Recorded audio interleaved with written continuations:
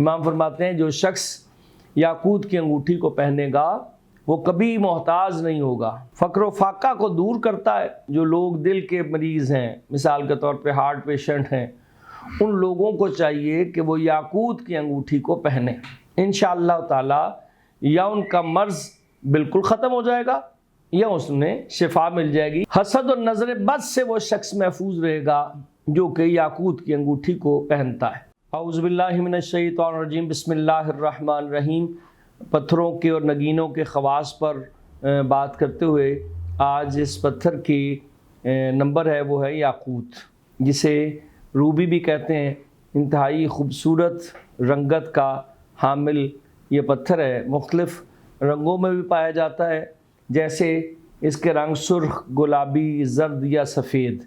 عام طور پہ ظاہر سی بات ہے ہماری نگاہ میں جو روبی گزرے ہیں وہ زیادہ تر سرخ یا گلابی رنگ کے ہیں، لیکن دنیا میں سفید رنگ کا روبی جو ہے وہ پایا جاتا ہے۔ قال الامام الصادق علیہ السلام، چھٹے امام حضرت امام جعفر صادق علیہ السلام ارشاد فرماتے ہیں، یستحب تختم بالیاقوت، مستحب ہے کہ یاقوت کی انگوٹھی کو پہنا جائے۔ امام فرما رہے ہیں کہ مستحب ہے، یعنی چھٹے امام فرما رہے ہیں کہ مستحب ہے کہ یاقوت کی انگوٹھی جو ہے وہ پہنی جائے۔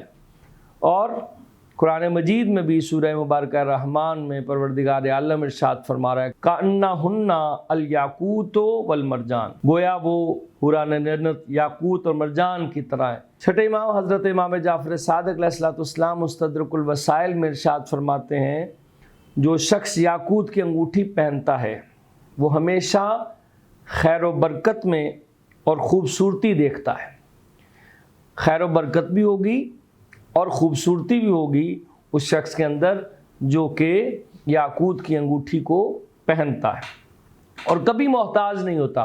امام فرماتے ہیں جو شخص یاقوت کی انگوٹھی کو پہنے گا وہ کبھی محتاج نہیں ہوگا۔ کون سا ایسا شخص ہے جو چاہتا ہے کہ وہ محتاج ہو؟